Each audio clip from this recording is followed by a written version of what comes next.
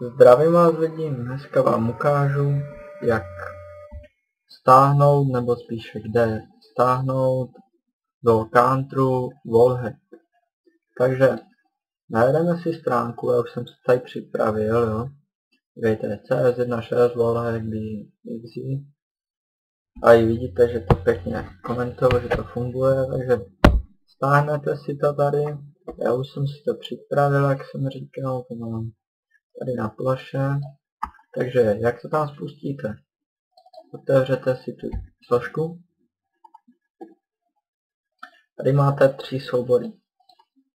A ty soubory skopírujete.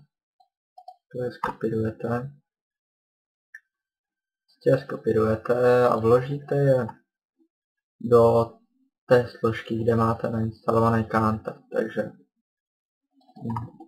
Counter Strike. To mám tady nainstalovaný. A jenom to takhle chytnout. Přetáhnete si to semka.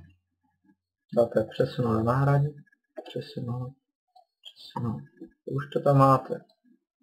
Zavřete toto.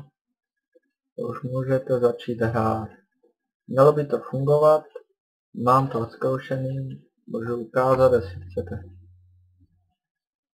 Počkejte, až se to načte.